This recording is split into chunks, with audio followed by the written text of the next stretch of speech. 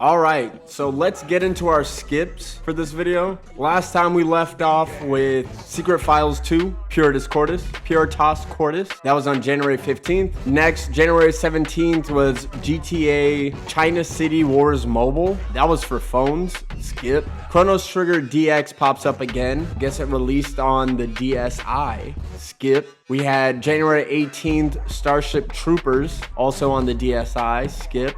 Bejeweled Twist. If my memory serves me right, Bejeweled Twist you can get on Steam, but there is no story for the Bejeweled. It's just playing through the missions. So we're gonna skip that one according to our rules. Then January 19th, we have Dark Void, which is something I actually wanted to play, but that's not on Steam either. I don't know where we're gonna find that. January 19th, we have Silent Hill Shattered Memories for PlayStation 2 and PSP. So that one we can't get. Skip. January 20th, we have Vandal Hearts Flames of Judgment. That drops on Xbox 360 and PlayStation 3. So we skip both of those. Can't find that, unfortunately. Looked like a pretty good game. We have Play Mobile Nights. I think that's a kid's game, maybe? I'm not even sure what that is, but we're skipping that. And then January 26th, we have Mag for PlayStation 3, which it looked familiar, and I couldn't remember what it was, and I thought about it for a second, and like a light bulb went off. Every time I go to GameStop and look in the dollar bin of games, I always see at least 5 copies of Mag in that bin. I can't tell if it's a good game or a bad game, but it's always in GameStop in that dollar bin. And then after that, we have Mass Effect 2. Mass Effect 2 you can get. We have the Legendary Edition, which has Mass Effect 1, 2, and 3. So we're going to be playing this. It's available on Steam for $60, and that's for all 3 games. The thing is, I've never played Mass Effect 1, and I was a pretty big fan of Mass Effect 3. I put in a lot of time into that multiplayer, that co-op PvE multiplayer. So I thought I would start with Mass Effect 1, and then the next video we do will be Mass Effect 2. So Mass Effect 1 took me about 20 hours to beat. So this video could go one of 2 ways. I could make like a 3-hour long video going through my damn near my full playthrough and all the decisions I made, or we can speed run through all of the main story points and decisions that affect the game, or even Mass Effect 2, and I went with the latter. So we're gonna speed run this. I'm gonna try to do this as smooth and as precise as possible, and I hope you guys can keep up with it. So at the start of the game, you play as Shepard, a commander in the human fleet. You're on board the Normandy, which is his spaceship, and you meet some of the crew, like Joker, your pilot, Anderson, your captain, Nihilus, who's a Spectre, Kaidan, who also goes onto the battlefields with you, but he's also a co-pilot to Joker. The first information you get in the game is about going to Eden Prime. On Eden Prime, Anderson tells you that your mission is to find a beacon. This beacon is Praetorian Lost Tech, and this tech could help revolutionize and jump forward the technology the Citadel has right now. The Citadel is a union of multiple species throughout the universes coming together to make the universe a better place. On top of that, Shepard has the opportunity to become the first human Spectre. He's done a lot of work and earned a lot of accolades to get to this point, and now they want to promote him to a Spectre, which is an agent of the Citadel. You serve the Council, which is a group of the alien species that kind of govern the rules and regulations of what the other species do or laws to be enforced. They're just a governing body of about 3 different species. So you being a Spectre means you would be one of their right-hand men. Before you can even start your mission, there's an attack on Eden Prime. So you make a quick entrance and land. You fight off some of the attackers, you save Ashley, who ends up joining your crew afterwards, and find out that it's a Geth attack. Geth are these AI robotic species that kind of keep to themselves, and it's really weird that they're attacking Eden Prime right now. So a lot of red flags are popping up. As Shepard approaches the dig site to find the beacon, they find out that the beacon has been moved. So now we have to push further into Eden Prime and the colony that we're in that was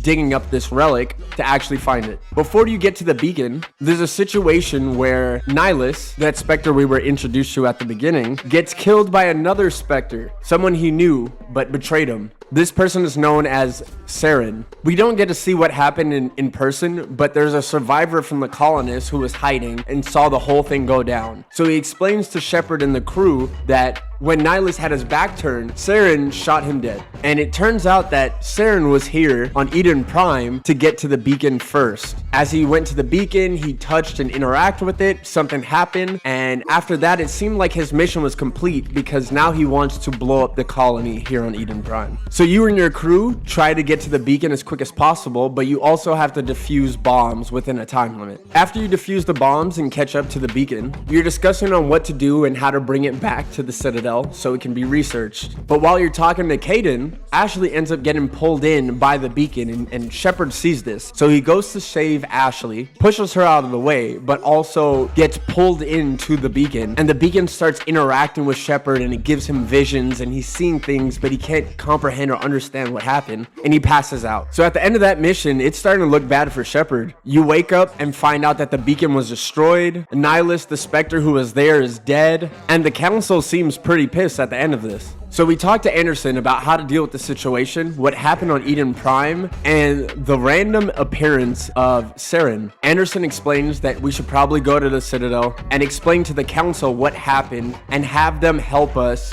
deal with Saren. Unfortunately, after you get to the Citadel, you get your hearing with the Council, but you don't have enough information to even prove that Saren was there or was interacting with the Geth. So they deny your case and go about their business. And it turns out it's more of a bad look on humanity and Shepard. And during this hearing, Saren starts making it clear that he does not like humans in general and tries to get the opportunity we have to be a Spectre revoked. During this time, I spent about like 3 hours in the Citadel doing a whole bunch of random missions, but there are 3 important missions that you have to do, and this is just to finish your crew. One of the missions is helping out Rex. He's trying to kill Fisk, who had a deal with the Shadow Broker to get information from Tali. Tali is a Quarian. But Fisk betrayed the Shadow Broker so he could kill Tali and help Saren. Shadow Broker didn't like that, so Rex was hired to kill Fisk. Aside from that, you meet Garrus, who has been suspicious about Saren and what he's been up to. So now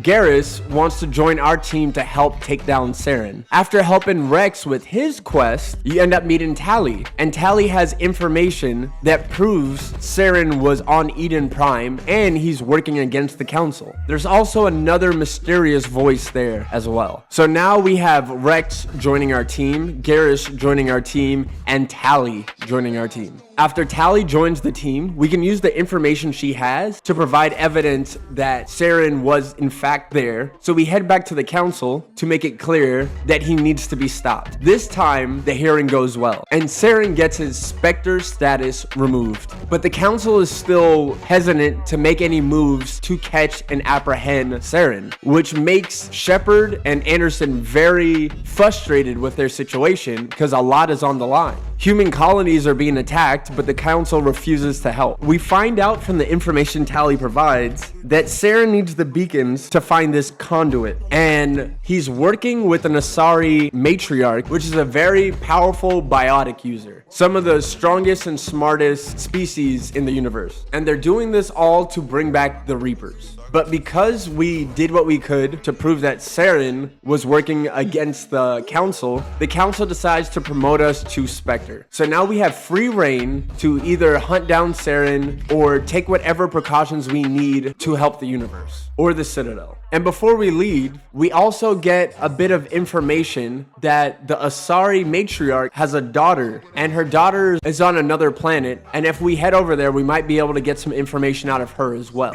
But before we leave the Citadel, we do a little gambling, and maybe we hit the strip club for a little bit. You know, not too long, nothing too crazy. After we had our fun on the Citadel, we head back to the Normandy. After we head back to the Normandy, the whole galaxy is open to us. There's multiple solar systems that we can go to and different planets to search. Not all of them are accessible, but some planets will just give you information about what's going on that planet. Other planets you can land on. But there are 3 main quests that they give you. Number 1 is helping this human colony that is under a Geth attack, which we'll get into later. We'll expand on those. The other one is chasing down the matriarch who is helping Saren. last but not least is finding Liara, who is the matriarch's daughter, and seeing if she has any information to help with the situation. So I'm gonna go through some of the stuff I did on these planets and then the main quest in no particular order. I'm just gonna start rattling them off. So the first thing we do is go and help the human colony that's under attack. Here you find out that they're doing experiments with this Thorian, which is a life form that can control minds. This Thorian is an ancient life form that's been around since the Promethean time and has seen their species rise and fall over time. We go to save the human colony. We work our way all the way to the core where we find the Thorian, and we find out that Saren has merged an Asari with the Thorian in order to communicate with it. The reason he did this was to have the cipher, which is,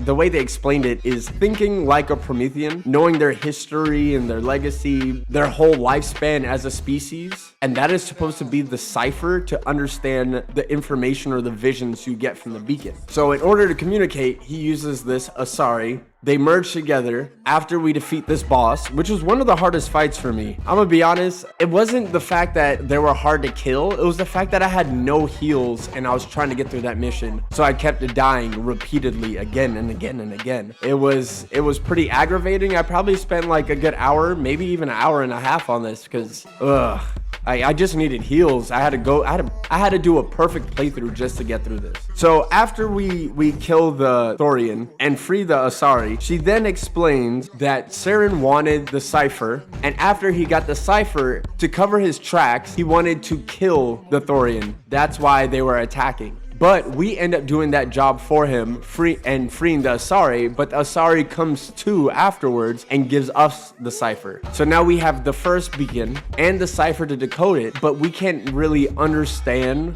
what imagery we're seeing. So that's just one piece of the puzzle. And I go through a few other planets. On one of the planets, I find this weird ball, but I didn't know, it said a sphere can go in there, like can fit into it, but I didn't find anything, so I kind of just left that. I don't know if that had any importance, but that's that. Already beat the game, so it's too late. And on another planet, I got lost looking for the entrance to even get in to this facility, and I had to actually look up. I went to Reddit first, and everyone was saying it's over here on the side, and I was like, oh, over here? Okay. So I go over here, and I don't see anything. Like, there's no prompt to enter this building or whatever. So I was like, what am I doing wrong? I go and search the whole planet again just to come back, and then at this point I'm getting aggravated. I go to YouTube, I look up how to complete this mission, find out that I was on the wrong side of the building. So I go around and I go in, I'm talking to this guy, I'm pissed by the way, and then he's trying to be all cheeky with me. I was just fed up, so I just killed everybody. And it's not even like me listening to the character. I was just so mad that I couldn't find the door to get into this building that I just wanted to kill. So I killed everyone in that building, left that building, killed everyone in the one above the ground, and that's the end of that story. We left that planet. After that one, we decided to go after the matriarch. So the matriarch,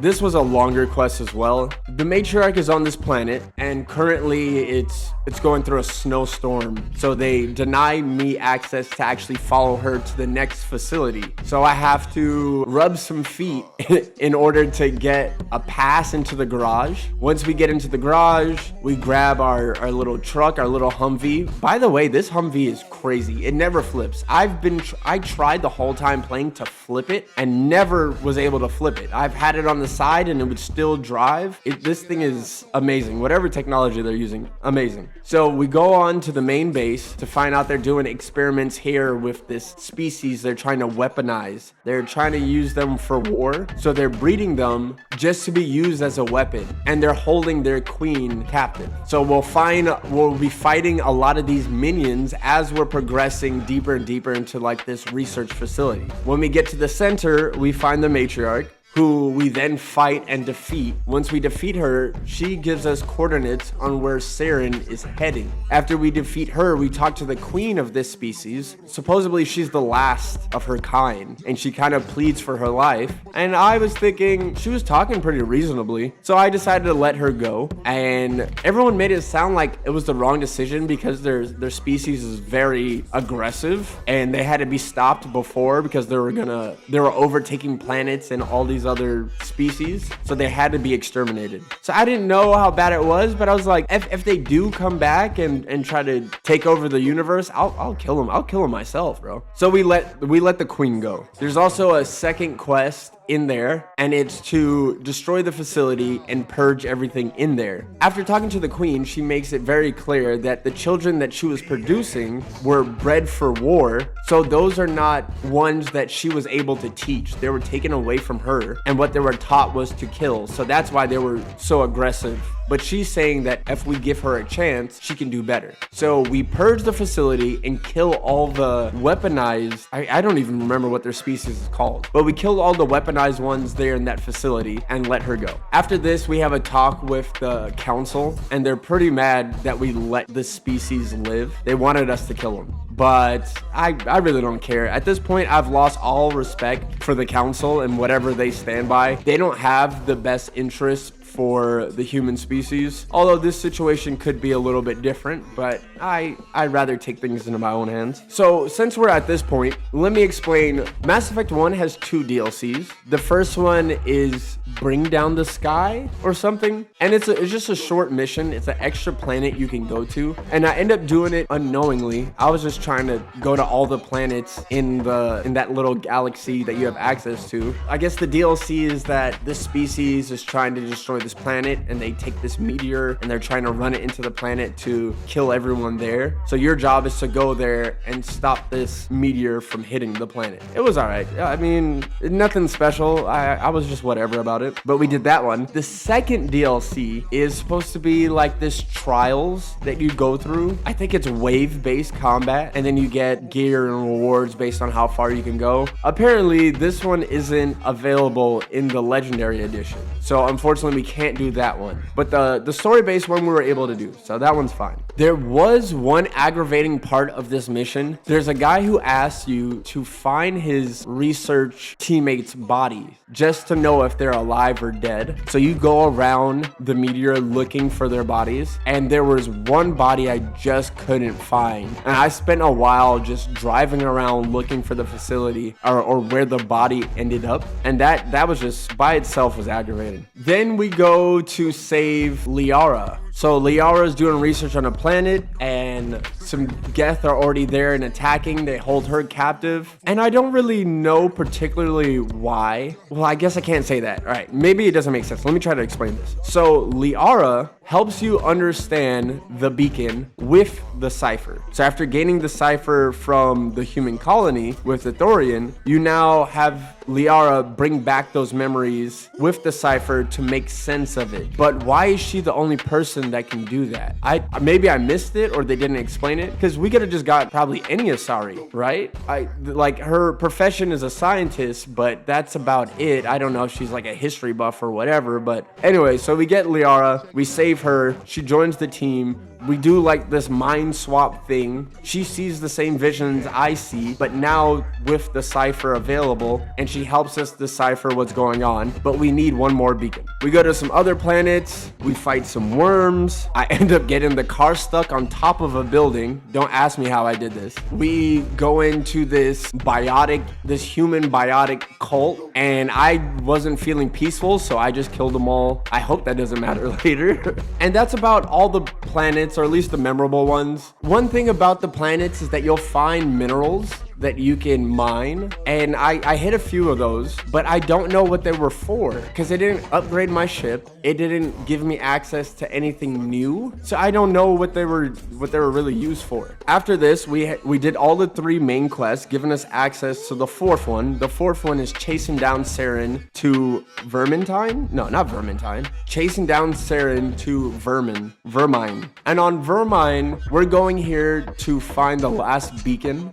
but it's practically an all-out war. He brings all of his Geth, all of his army, just to fight back and stop us while he gets to the beacon. We end up having an argument with Rex because he finds out that Saren is breeding Krogan to use for his army, and we can't allow that because they'll be unstoppable. Because we care about Rex, we don't take the Renegade option, we take the Paragon options and explain to him that Saren is breeding Krogan, yes, but they're all being indoctrinated and mind controlled, and that's not what he would would want for his species. And we talk to him with some reason. During this time, we have a choice where we can either kill Caden or Ashley. And we pick Ashley. Caden dies holding off the Geth attack. Rest in peace, Caden. And we find the second beacon. After we find the beacon, we decide to blow up the facility. But Saren ends up interrupting. So we have a mini boss fight with Saren. We don't fully finish him off, but we force him to leave and blow up the facility. After we get off of the planet, we then meet up with Liara, who we exchange visions with again. Having the complete picture with the cipher, we're able to find out that the conduit is on Ilios. So we go back to the Citadel to notify the council. The council tells us the only way to even get to Ilios is by using a relay that we have no permission to use. And if we decide to use it, it would lead to a galactic war. But Shepard and Anderson try to make it clear that the whole universe is at stake here. If they bring back the Reapers, no one will live. There will be no war to be had. But the council won't let us go, and they ban us from leaving. We meet up with Anderson later, who is willing to sacrifice his title in order to get us off of the Citadel so we can chase down Saren. But before we do that, we head back to the strip club, because what else do you do on the Citadel? We buy some gear, make sure we have some weapons, some armor, modify our weapons, and then we leave for Ilios. Once we go to Ilios, we fight through the Geth and the Krogan army that Saren has built up. We get to the base of Ilios and find a Prothean VI who has all the information that we need. The VI explains that the Citadel is actually a relay that goes into dark space. This is what the Reapers use to get into our galaxy. And the conduit is a backdoor. It's a mini relay that lets you get onto the Citadel without being noticed. So we use the conduit to get onto the Citadel. We find Saren. We have our first fight with Saren. And then we have a decision on sacrificing the human army or saving the council. I really didn't care about the council, but I wasn't going to sacrifice them on purpose. If they live, they live. I just felt like the bigger problem was dealing with Sovereign, Saren, and the Geth. So that's the option I chose, was do whatever it takes to fight off the Reapers or to fight off Sovereign. Once we get through phase 1 with Saren and have that hard decision, we go into phase 2 of Saren. We kill Saren in the second phase. We end up defeating Sovereign. This is a discussion about making a human the leader of the council. So I appoint Anderson as our leader, and the council died in the process. And that's about it for Mass Effect 1. I try to make this as quick as possible to go through all of those, but there's a few things that I wanted to talk about really quick. Overall, I think it's a pretty short game. There wasn't a lot of missions, but there's a lot of back and forth, or maybe running around is probably the better example. I spend the majority of my time just walking back and forth. There was a mission where they had me talk to 2 different people. It was about 4 different times. I had to go back and forth to talk to them. And I mean, the dialogue was fine. It was fun, but it was a waste of time just running back and forth through the Citadel. One was all the way in this area. The other one was all the way in the basement or something like that. And you're just running around. It was kind of a pain. The combat was a bit clunky, especially using your abilities. The guns were pretty good. There was no reloading, but your guns would overheat, so you would have to wait, which really tempered it. But you can mod your gun to or you don't have to wait for your gun to cool down, but you do that at the cost of damage, or you can do a lot more damage, but it overheats quicker. So that was a nice little way of customizing your build. I know because I've played Mass Effect 3 that they definitely improve on this later, so I might have a bit of a bias, but it felt clunky playing it. And then for characters, a lot of the characters weren't that memorable. I don't feel like I had enough time with them. The biggest emotional connection I had was with Rex on Vermine, and him trying to protect his species and finally seeing like, Krogans are coming back, but it was at what cost was he willing to do that? That was the most emotionally invested I was in the game, or for the characters. But overall, it was a fun game. The planets you go on, even the extra planets you just drop on for the little missions, those weren't even that bad. The map that they drop you on is not super large. There's not a lot to see though, to be honest. You can get a planet done in like 10-15 minutes driving around, depending on what kind of missions they have available there. But yeah, I enjoyed the game. It was fine. I just wanted to play it to have context for Mass Effect 2 and just take it off my list because I've never played Mass Effect 1. And also the saves roll over. So choices that I've made in Mass Effect 1 will roll over into Mass Effect 2. So I don't know, because I haven't done it. I don't know what choices I made roll over, but we'll find out once I play Mass Effect 2 and upload that one. But all right, guys, thank you for watching. I will see you next time.